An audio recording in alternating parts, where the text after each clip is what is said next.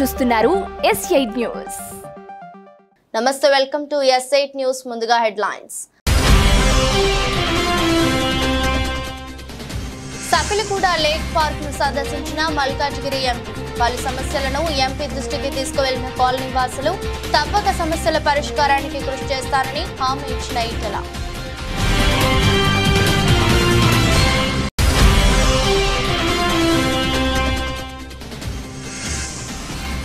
రాబోయే 100 రోజుల్లో రాష్ట్ర వ్యాప్తంగా గంజాయి విక్రయాలకు చెక్ పెడతాం, స్పష్టం చేసిన మంత్రి లోకేష్.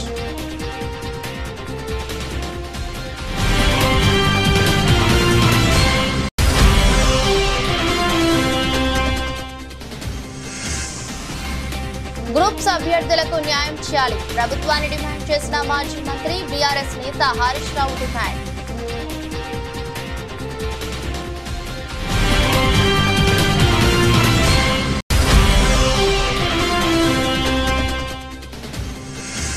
ఋషికొండ భవనాన్ని జగన్ ఇల్లుగా చూపించడం మానుకోండి, ప్రజలను తప్పుదోవ పట్టించే చర్యలు మానుకుంటే మంచిదని వైసీపీ నేత గుడివాడ అమర్నాథ్ సలహా.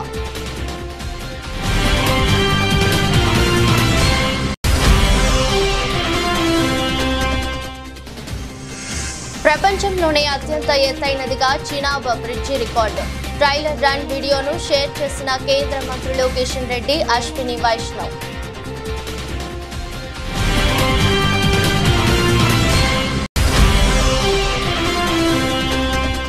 హైదరాబాద్ లో జగన్ నివాసం వద్ద అక్రమ కట్టడాల కూల్చివేత అనంతరం జీహెచ్ఎంసీ అధికారి బదిలీ. ఉన్నతాధికారుల ఆమోదం తీసుకోకపోవడంతో తీవ్రంగా పరిగణించిన తెలంగాణ సర్కార్.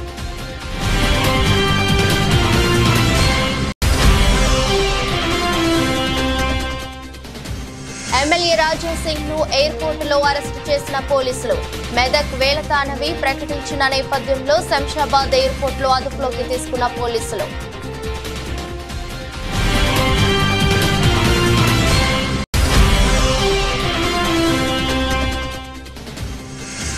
నేపాల్ పై విజయం, 21 పరుగుల తేడాతో బంగ్లా ఘన విజయం. సూపర్ 8కి బంగ్లాదేశ్, 22న భారత్ తో ఢీల్.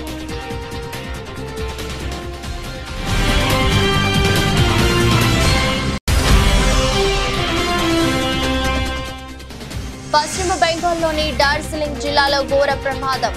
ప్యాసింజర్ రైలు ఢీకొన్న గూడ్స్ ట్రైన్. ఘటనా స్థలానికి చేరుకున్న సహాయక బృందాలు.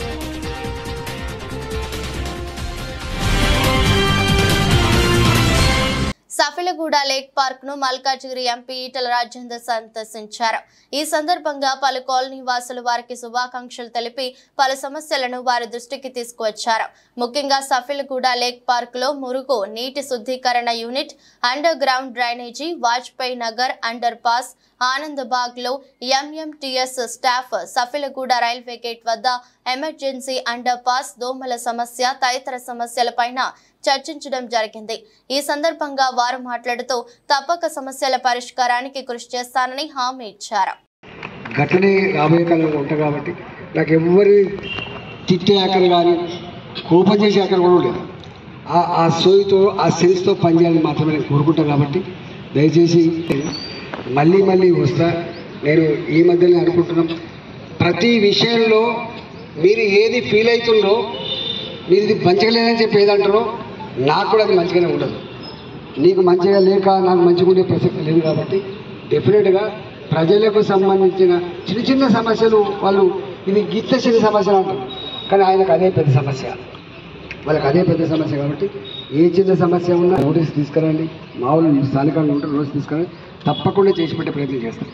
ఇక్కడ నేను హుజరాబాద్లో 20 ఏళ్ళు ఉన్నా, వీళ్ళందరూ వచ్చింది మారికి వచ్చిండ్రు. మల్కాజ్గిరిలో ఇవాళ మీరు గతంలో ఏ బాధ లేదా పడరు, ఆ బాధ లేకుండా ఉండే పద్ధతికి ఉన్నంత.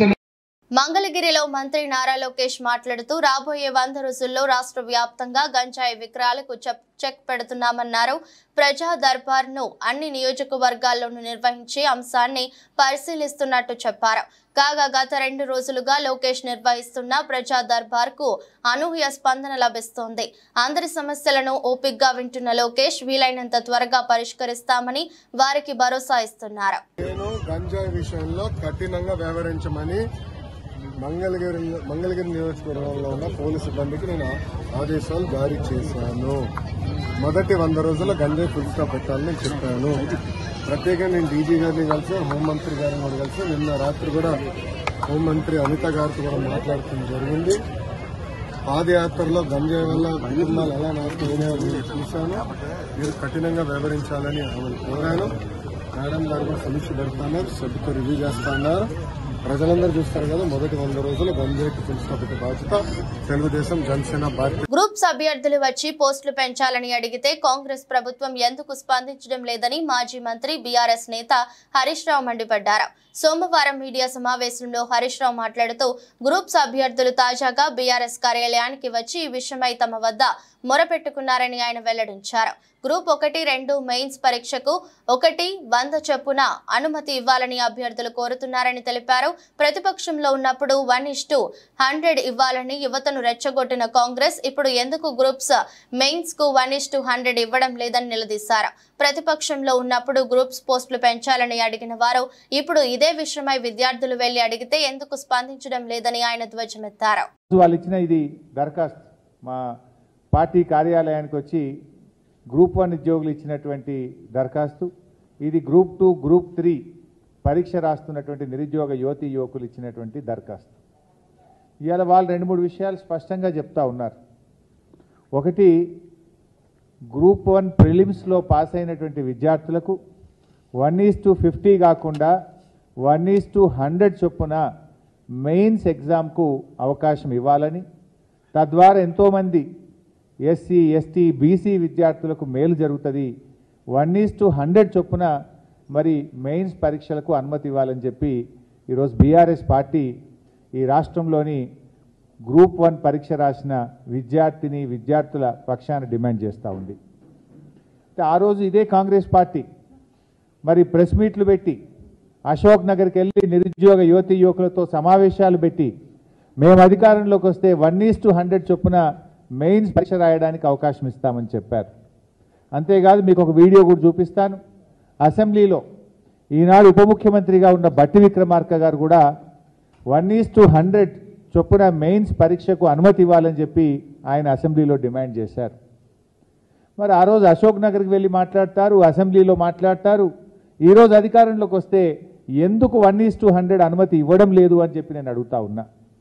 అంటే ప్రతిపక్షంలో ఒక మాట, అధికారంలోకి వస్తే ఇంకో మాట ఉంటుందా? ఎందుకు మీరు మాట తప్పుతా ఉన్నారు?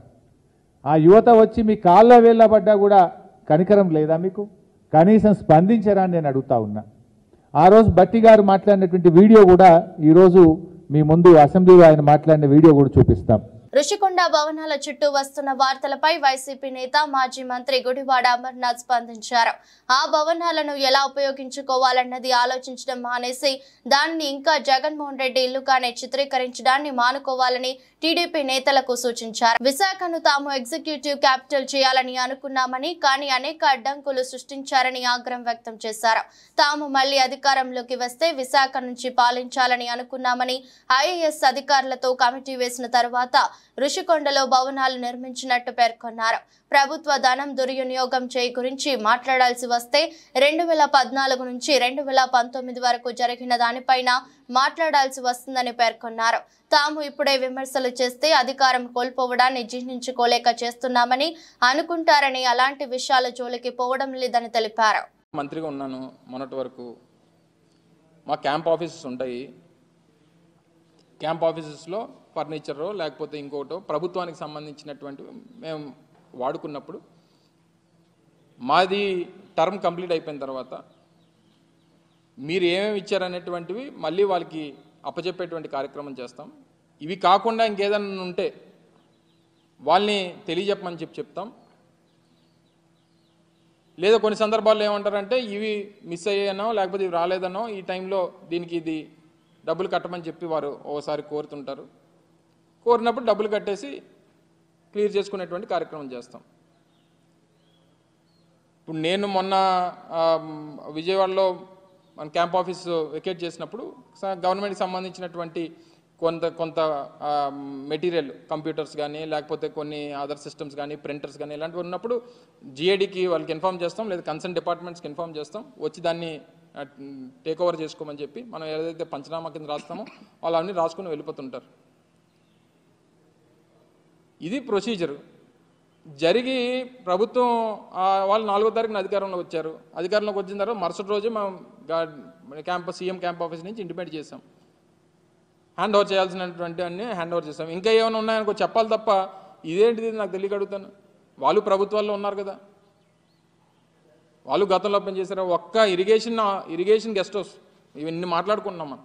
గతంలో దేవినేని ఉమ గారు ఇరిగేషన్ మంత్రిగా ఉన్నప్పుడు విజయవాడలో 45 కోట్ల రూపాయలు పెట్టి ఇరిగేషన్ గెస్ట్ హౌస్ కట్టాడు. ఎవరి డబ్బు మరి అది? అన్నీ మనం మాటలు తవ్వుకుంటే 100 బయటపడతాయి. సో ఏదేమైనప్పటికీ ఇవి కొన్ని ప్రొసీజర్స్ ఉంటాయి, ఆ ప్రొసీజర్ ప్రకారం జరుగుతాయి. ఇప్పుడు గతంలో వాళ్ళు కోడెల శివప్రసాద్ గారితో కంపేర్ చేస్తున్నారు. అది సంవత్సరం పోయిన తర్వాత వచ్చింది బయటికి. అది ఇది మేము అధికారం పోయి కేవలం 15 రోజులు అయింది. 15 రోజులు కూడా పూర్తి కావలేదు. ప్రొసీజర్ ప్రకారం అని జరుగుతుంటే వాళ్ళు కన్సర్న్ డిపార్ట్మెంట్కి ఏమైనా ఉంటే వాళ్ళు అయితే రేట్ కడుతుంటారు, లేకపోతే మనకు ఒకవేళ మెటీరియల్ ఉంటే వాళ్ళు తీసుకెళ్ళిపోతారు, మనం హ్యాండ్ ఓవర్ చేసేస్తుంటాం. ఇది ప్రొసీజర్ ప్రకారం జరిగేటువంటి. మెదక్లో జంతు వధకు సంబంధించి అల్లర్లు జరగడం తెలిసిందే. దుకాణాలు, వాహనాలు ధ్వంసమయ్యాయి. 2 వర్గాల మధ్య జరిగిన ఘర్షణలో రాజ్ అరుణ్ అనే యువకుడు కత్తిపోట్లకు గురికాక నర్సింగ్ అనే యువకుడు రాళ్ల దాడిలో గాయపడ్డాడు. ఈ నేపథ్యంలో మెదక్ వెళ్లేందుకు ముంబై నుంచి హైదరాబాద్ వచ్చిన గోషామహల్ ఎమ్మెల్యే రాజా సింగ్ ను పోలీసులు ఎయిర్పోర్ట్ లో అరెస్ట్ చేశారు. తాను మెదక్ వెళ్తానని రాజా సింగ్ ముందుగానే ప్రకటించడంతో పోలీసులు అప్రమత్తం అయ్యారు. ఆయన ముంబై నుంచి వస్తున్నారని తెలుసుకుని శంషాబాద్ ఎయిర్పోర్ట్ లోనే అదుపులోకి తీసుకున్నారు. అటు మెదక్ లో బీజేపీ శ్రేణులు బంద్ కు పిలుపునిచ్చాయి. ఐజీ రంగనాథ, ఎస్పీ బాలస్వామి ఆధ్వర్యంలో భారీ బందోబస్తు ఏర్పాటు చేశారు.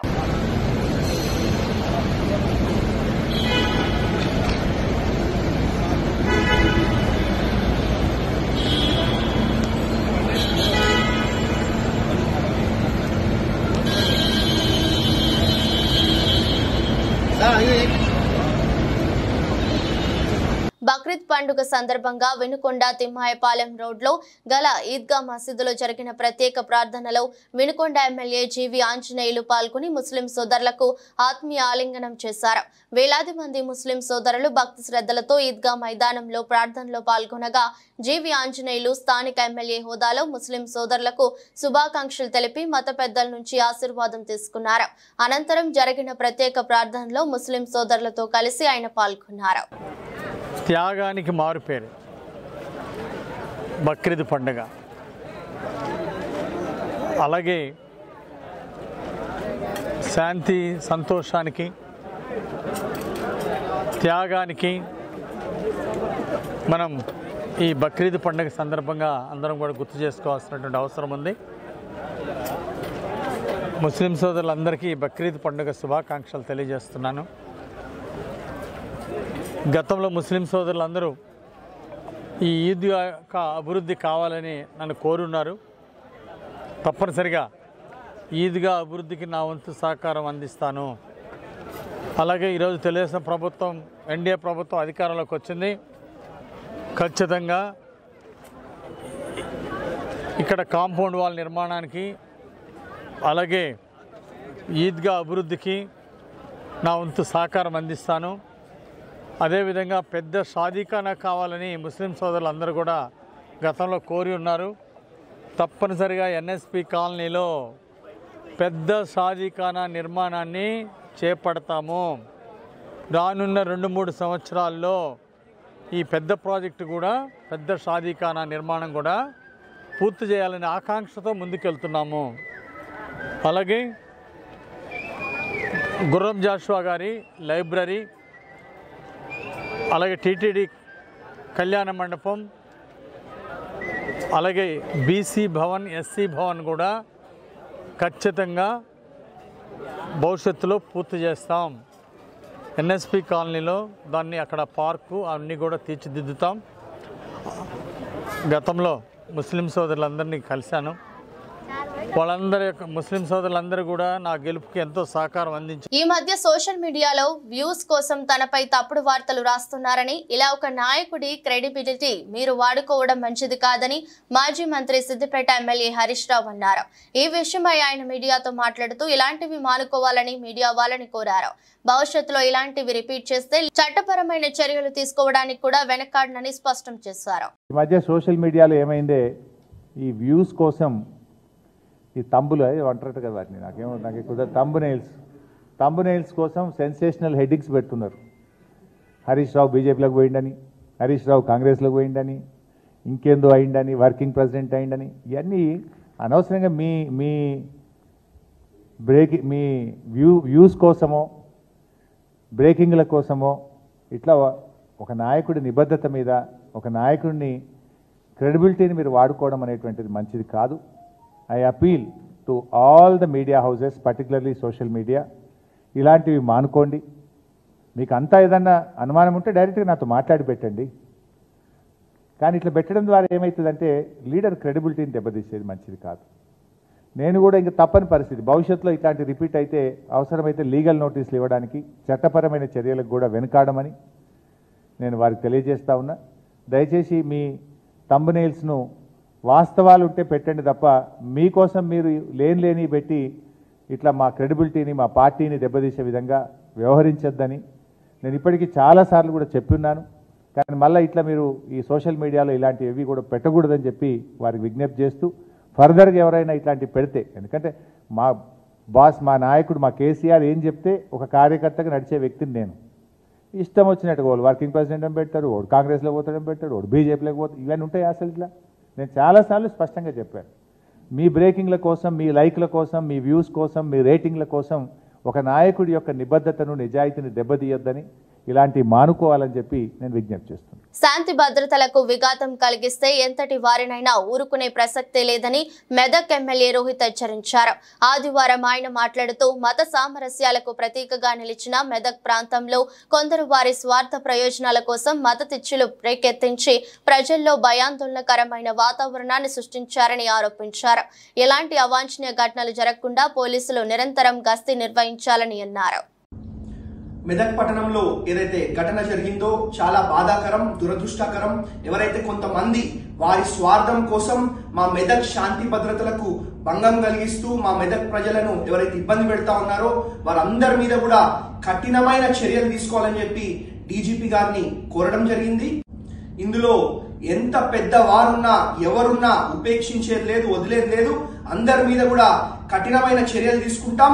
మా మెదక్ ప్రజలు సుఖంగా సంతోషంగా ఉండే విధంగా మేము వ్యవహరిస్తామని చెప్పి అందరు కూడా మరి తెలియజేసుకుంటూ, అదే విధంగా మరి ఈ సోషల్ మీడియాలలో తప్పుడు పోస్టులు పెడుతూ మరి ప్రజలని భయాందోళనకు గురి చేసే ఒక ప్రయత్నం కొంతమంది చేస్తా ఉన్నారు. వారందరూ కూడా తక్షణమే అది ఆపివేయాలని చెప్పి మరి కోరుతూ తెలియజేసుకుంటూ, అదే విధంగా ఇవాళ నల్లపోచమ్మ బండ్ల పండుగ, అదే విధంగా బక్రీద్ పండుగ కూడా మరి ప్రజలకు ఎటువంటి ఇబ్బంది కలగకుండా మరి చర్యలు తీసుకోవాలని చెప్పి పోలీస్ డిపార్ట్మెంట్ ని కూడా మరి కోరడం జరిగింది. హుజూరాబాద్ నియోజకవర్గ ముస్లిం సోదరులకు ఎమ్మెల్యే పాడి కౌశిక్ రెడ్డి బక్రీద్ శుభాకాంక్షలు తెలిపారు.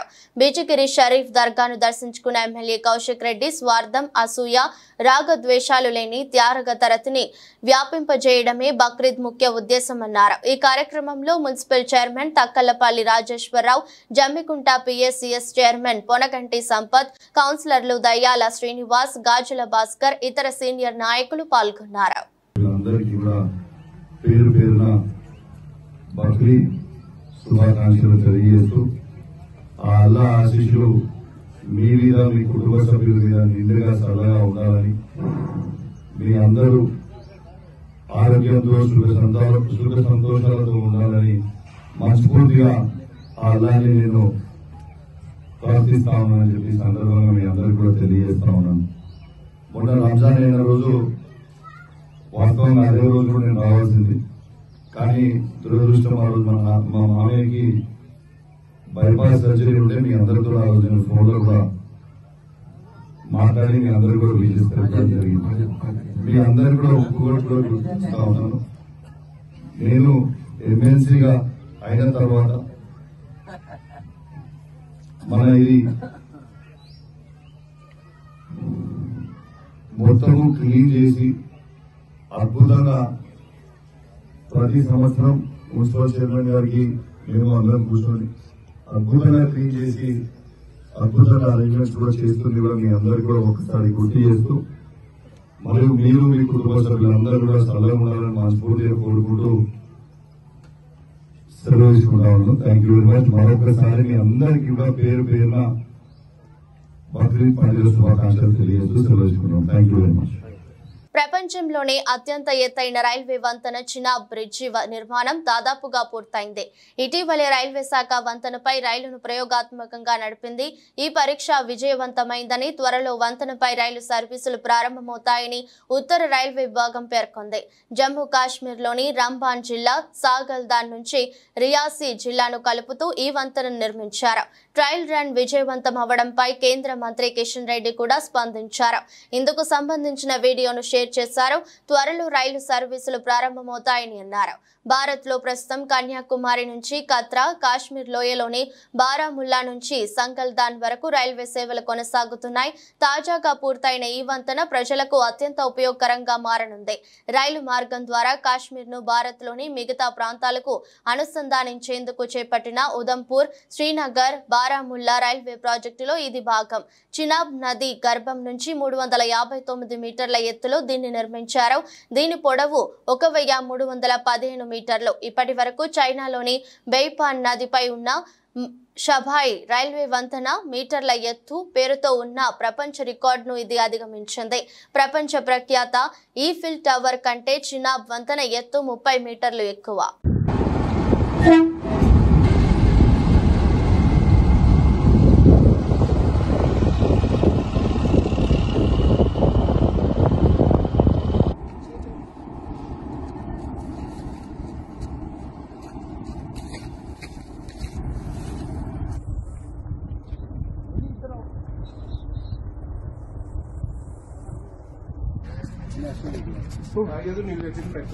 పశ్చిమ బెంగాల్లోని డార్జిలింగ్ జిల్లాలో సోమవారం ఉదయం షాకింగ్ ఘటన జరిగింది. అసోంలోని సిల్చార్ నుంచి కోల్కతాకు వెళుతున్న కంచన్జుంగా ప్యాసింజర్ ఎక్స్ప్రెస్ రైలును ఢీకొట్టి గూడ్స్ రైలు ఢీకొట్టింది. న్యూ జల్పాయ్గురికి సమీపంలోని రంగపాని స్టేషన్ కి సమీపంలో ఈ ప్రమాదం జరిగింది. గూడ్స్ రైలు వెనుక నుంచి వచ్చి ప్యాసింజర్ రైలును ఢీకొట్టింది. ఈ ప్రమాదంలో ఎక్స్ప్రెస్ రైలుకు చెందిన 2 కోచ్లు పట్టాలు తప్పాయి. ఈ ఘటనలో 5 ప్రయాణికులు మృత్యువాత పడ్డారు. 20 నుండి 25 మంది గాయపడ్డారని డార్జిలింగ్ జిల్లా పోలీసు అదనపు ఎస్పీ అభిషేక్ రాయ్ వెల్లడించారు.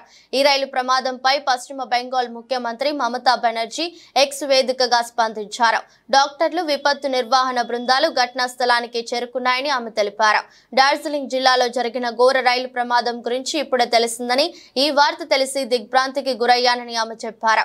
సహాయ చర్యలు యుద్ధ ప్రాతిపదికన ప్రారంభమయ్యాయని ఆమె వివరించారు. కాగా ఈ ఘటనకు సంబంధించిన మరిన్ని వివరాలు అందాల్సి ఉంది. अभी थोड़ा गंभीर है। ये आप देख रहे हैं कंचनजंगा एक्सप्रेस है। ये पीछे यहाँ पे खड़ा था और पीछे से एक मालगाड़ी आके उसको ठोक दिया। 3 बॉगी अभी तक डिटेल्ड हुआ है, 5 फैटलिटी हुआ है, कैजुअलिटी हुआ है 5। अभी तक हम रेस्क्यू कर लिया है। और मालगाड़ी का जो आगे का इंजन है वहाँ पे गैस कटर लगेगा। आरपीएफ भी आ गए है, हम लोग लोकल पीएस से आ गए है। ठीक है, डेथ कैजुअलिटी कितनी हुई है? अभी तक जो हिसाब है 5 हुआ है। ठीक है, और कितने लोगों की मौत हुई है? 5 का मौत हुआ है अभी तक। ठीक है, इंजर्ड हुआ है? इंजर्ड अभी तक 25 to 30 nearly, but the injuries are not fatal. We have already rescued them with their luggages। एवं एखाने हम लोग लोकल का एम्बुलेंस भी हम लोग अरेंज कर चुके हैं। ठीक है, वो जो पैसेंजर्स हैं हम लोग उन लोग को बाहर निकाल के एक यहाँ पे एक मदरसा में कैंप भी सेटअप किया है, वहाँ पे लेके जा रहे हैं और वहाँ से फिर आगे बास लेके एनजीपी तक लेके जा रहे हैं। कैसे हुआ था सर इंसिडेंट? कैसे हुआ था? इंसिडेंट पीछे से मालगाड़ी आके ये कंचनजंगा जो एक्सप्रेस है, मालदा कंचनजंगा एक्सप्रेस है, इसको पीछे से कॉलिशन हो गया। ठीक है, హైదరాబాద్ లోటస్ పాండ్ లోని ఏపీ మాజీ ముఖ్యమంత్రి జగన్ నివాసం వద్ద నిన్న కొన్ని అక్రమ కట్టడాలను జీహెచ్ఎంసీ అధికారులు తొలగించిన సంగతి తెలిసిందే. ఈ ఘటన జరిగిన కొన్ని గంటల్లోనే కీలక పరిణామం చోటు చేసుకుంది. GHMC Khairatabad zonal commissioner Borkade Hemant సహదేవరావును బదిలీ చేశారు. బోర్కాడే హేమంత్ సహదేవరావు సాధారణ పరిపాలన శాఖ జీఏడీ వద్ద రిపోర్టు చేయాలని జీహెచ్ఎంసీ కమిషనర్ ఆమ్రపాలి ఆదేశించారు. జగన్ నివాసం వద్ద ఫుట్పాత్లను ఆక్రమించి సెక్యూరిటీ అవుట్ పోస్టులను నిర్మించారని, తద్వారా ట్రాఫిక్ ఇబ్బందులు కలుగుతున్నాయన్న ఫిర్యాదులతో ఈ కట్టడాలను కూల్చినట్టు తెలుస్తోంది. ఈ కూల్చివేతలకు ఉన్నతాధికారుల ఆమోదం తీసుకోకుండానే ముందడుగు వేయడం పట్ల తెలంగాణ సర్కార్ తీవ్రంగా పరిగణించింది. అయితే లోటస్ పాండ్ లో జగన్ నివాసానికి సమీపంలో నివాసం ఉంటున్న మంత్రి నిర్దేశించిన మేరకే జీహెచ్ఎంసీ జోనల్ కమిషనర్ ఈ కూల్చివేతలకు ఉపక్రమించినట్టు సమాచారం. అమెరికాలో బ్రాండెడ్ షోరూంల నుంచి కూడా దొంగలు దర్జాగా వస్తువుల్ని దోచుకెళ్తున్నారు. తాజాగా కాలిఫోర్నియాలో సినిమాల్లో చూపించే చోరీలకు ఏమాత్రం తీసుకోని విధంగా ఓ భారత వ్యాపారికి చెందిన నగల దుకాణంలో దోపిడీ జరిగింది. దుండగులు కేవలం 3 నిమిషాల్లో దుకాణాన్ని లూటీ చేశారు. ఈ నెల 12న అర్ధరాత్రి ఘటన జరిగింది. ఈ ఘటన తాలూకు సీసీటీవీ దృశ్యాలు ప్రస్తుతం సామాజిక మాధ్యమాల్లో వైరల్ అవుతున్నాయి. వీడియోలోని దృశ్యాల ఆధారంగా సుమారు 20 మంది ముసుగు దొంగలు ఈ దోపిడీకి పాల్పడ్డారు. షాపునకు కాపలాగా ఉన్న సెక్యూరిటీ గార్డును బయటపెట్టి అద్దాల ద్వారం పగలకొట్టి వారు షాపులోకి ప్రవేశించారు. ఆ తర్వాత వెంటనే షోరూమ్ అంతా వ్యాపించి డెస్కుల అద్దాలను పగలకొట్టి అందిన కాడికి ఆభరణాలను బ్యాగుల్లో వేసుకుని పరారయ్యారు. ఈ దోపిడీ తాలూకు దృశ్యాలు అక్కడి సీసీ కెమెరాల్లో రికార్డ్ అయ్యాయి. అవి కాస్త బయటకు రావడంతో ఇప్పుడు వైరల్ అవుతున్నాయి. కాగా లూటీ చేసిన దుండగులకు ప్రాంతం గురించి బాగా తెలిసినట్టు అనిపిస్తుందని స్థానిక మీడియా పేర్కొంది. ఇక రంగంలోకి దిగిన పోలీసులు 5 అనుమానితులను అదుపులోకి తీసుకున్నారు. మిగతా వారి కోసం గాలిస్తున్నారు. T20 వరల్డ్ కప్ లో భాగంగా కింగ్స్ టౌన్ వేదికగా నేపాల్ తో జరిగిన మ్యాచ్ లో బంగ్లాదేశ్ 21 పరుగుల తేడాతో విజయం సాధించింది. ఈ గెలుపుతో బంగ్లాదేశ్ సూపర్ 8కి దూసుకెళ్లింది. గ్రూప్ డి నుంచి దక్షిణాఫ్రికా తర్వాత తదుపరి దశకు అర్హత సాధించిన జట్టుగా నిలిచింది. దీంతో సూపర్ 8లో భాగంగా అంటిగ్వా వేదికగా ఈ నెల 22న టీమిండియాతో బంగ్లా తలపడనుంది. ఇక ఈ మ్యాచ్ లో టాస్ ఓడి తొలుత బ్యాటింగ్ చేసిన బంగ్లాను నేపాల్ బౌలర్లు 106 పరుగులకే కట్టడి చేశారు. ఆ జట్టు బ్యాటర్లలో షకీబ్ చేసిన 17 రన్సే అత్యధిక వ్యక్తిగత స్కోరు. నేపాల్ బౌలర్లలో సోంపాల్, దీపేంద్ర రోహిత్, సందీప్ చెరవ్ 2 వికెట్లు తీశారు. ఆ తర్వాత 107 పరుగుల స్వల్ప లక్ష్య ఛేదనతో బరిలోకి దిగిన నేపాల్ జట్టు 19.2 ఓవర్లలో 85 పరుగులకే కుప్పకూలింది. దీంతో బంగ్లాదేశ్ 21 పరుగుల తేడాతో గెలిచింది. 4 వికెట్లు పడగొట్టి బంగ్లా విజయంలో కీలక పాత్ర పోషించిన Tanzim Hasan Sheikh big player of the match award దక్కింది. వార్తలు ముగించే ముందు మరోసారి హెడ్లైన్స్. సకిలిగూడ లేక్ పార్క్ ను సందర్శించిన మల్కాజ్గిరి ఎంపీ. పలు సమస్యలను ఎంపీ దృష్టికి తీసుకువెళ్లిన కాలనీ వాసులు తప్పక సమస్యల పరిష్కారానికి కృషి చేస్తారని హామీ ఇచ్చిన ఈటెల.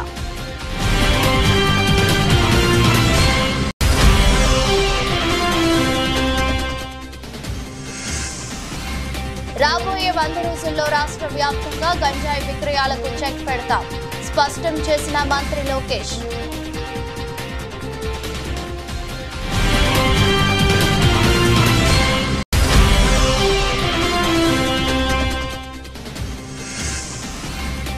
గ్రూప్స్ అభ్యర్థులకు న్యాయం చేయాలి, ప్రభుత్వాన్ని డిమాండ్ చేసిన మాజీ మంత్రి బీఆర్ఎస్ నేత హరీష్ రావు డిమాండ్.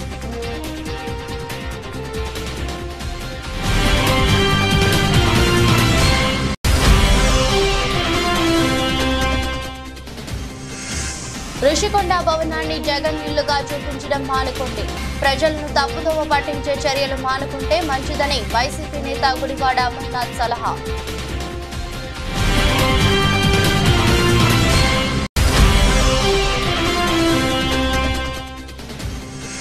ప్రపంచంలోనే అత్యంత ఎత్తైనదిగా Chenab bridge record. Trailer run వీడియోను షేర్ చేసిన కేంద్ర మంత్రులు కిషన్ రెడ్డి, అశ్విని వైష్ణవ్.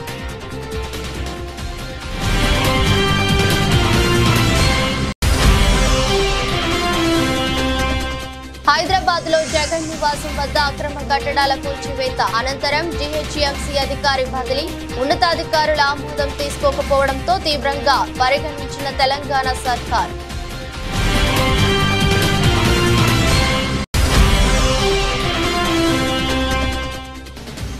ఎమ్మెల్యే రాజా సింగ్ ను ఎయిర్పోర్ట్ లో అరెస్టు చేసిన పోలీసులు. మెదక్ వేలతానవి ప్రకటించిన నేపథ్యంలో శంషాబాద్ ఎయిర్పోర్ట్ లో అదుపులోకి తీసుకున్న పోలీసులు.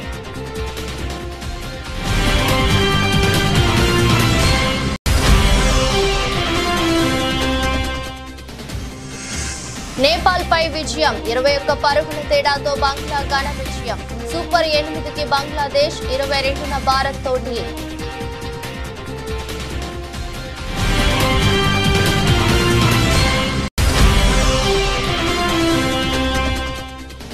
పశ్చిమ బెంగాల్లోని డార్జిలింగ్ జిల్లాలో ఘోర ప్రమాదం. ప్యాసింజర్ రైలు ఢీకొన్న గూడ్స్ ట్రైన్. ఘటనా స్థలానికి చేరుకున్న సహాయక బృందాలు.